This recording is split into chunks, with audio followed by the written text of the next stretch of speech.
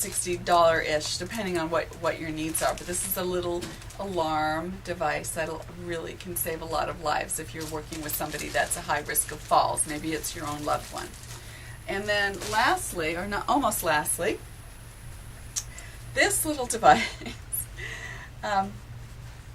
you would take a sock. Okay, here's the deal. Back issues, hip issues, whether it's cervical spine or lumbar spine or thoracic spine, bending over and pulling on a sock may not be an option for your loved one anymore. So you take this little device, you squish it, and you put the sock over it, and then when you release it, it opens up the sock. You slide it down your leg with these nice little slidey straps, and you put it on the floor, you slide your foot in, and you lift the slidey strap up, and it allows the sock to be placed on gently and effectively for the person who can't bend down. So it's a wonderful little thing. I would say that somebody that's needing this kind of technology should probably really have a caregiver in the home. Probably really should have a caregiver in the home. But once you have the sock on, this just pops out, so you don't have to bend down at all. This is a wonderful little device. This also is a $20 thing. The things that I'm showing you today came from a local San Diego home care supply company called Wyatt Health up in Encinitas. But any of our local companies, I know one of the corporate, the Caregiver Coalition has a few medical supply stores, so I'm sure that you can find that easily. The last thing we're going to look at today before we talk about walkers and canes is the medical alarm.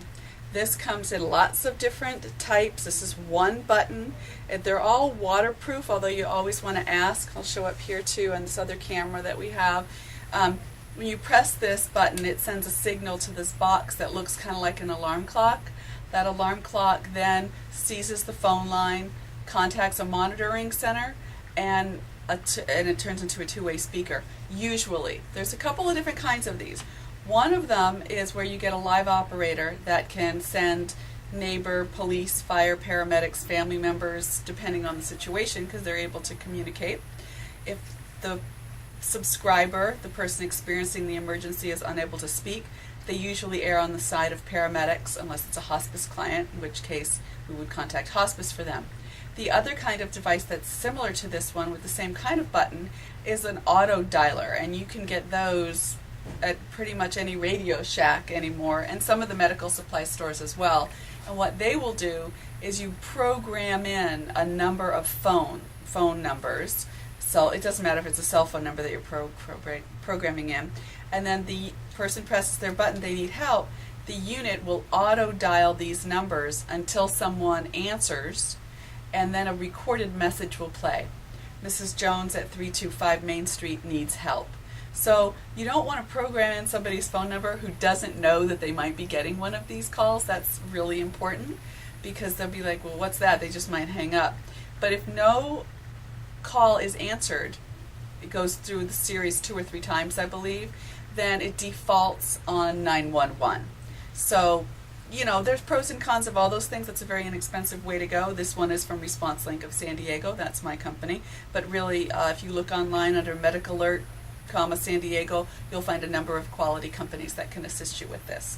Lastly, I'm going to talk about walkers and canes really briefly, because your challenge as a family caregiver is going to be oftentimes to convince your loved one that they would benefit from an assistive device, whether it's something like the sock putter on her, or it's something like the jitterbug phone or grab bars.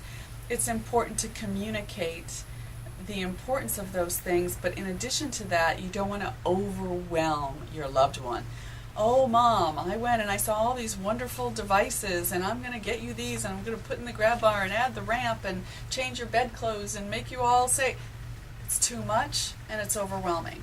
So my advice would be, especially with an assistive device of any sort, including a walker or a cane, is to start really small.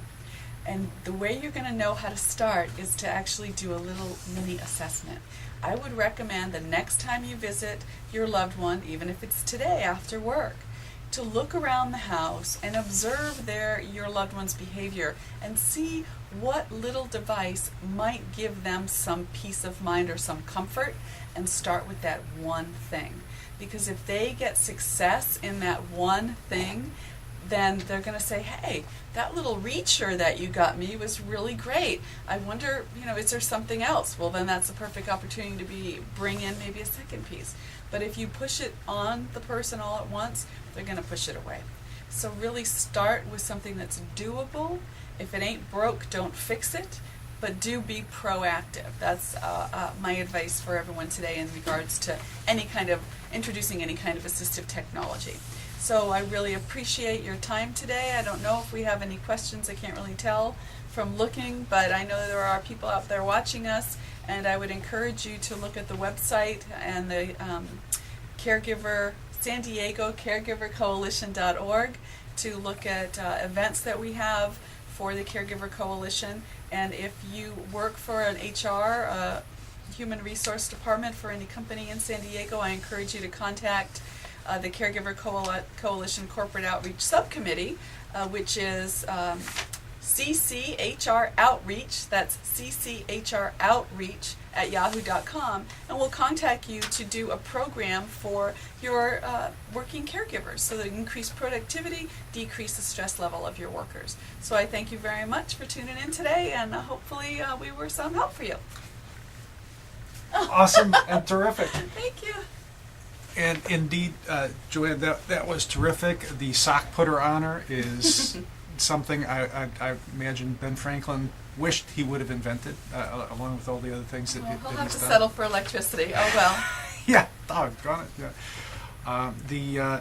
A couple of things, if you're not already on the Caregiver Coalition website, it is www.caregivercoalitionsd.org. Oh, thank you. And you have all the connection with all the resources in San Diego here, along with the calendar. Watch for in-person conferences throughout the year. If you can get to them, contact us for more personal speakers and panels that could come to your place of work if you would like. And also going on the calendar very shortly at Summerford Place, March 2nd, they are going to have a transportation panel sponsored by Friends of Adult Day Healthcare Centers in Sandag, RSVP by March 1st. A second forum is going to be in the North Inland areas Tuesday, March 30th at Poway Adult Day Healthcare at 7 p.m. Help keep Poway and surrounding communities on the move. More transportation. We'll have things from Sharp Grossmont also going up on the calendar very soon. And we'll see you next Friday. Next Friday. Tune in. You can see Joanne all week long on the recorded session. Take care. Thank you, jitterbug.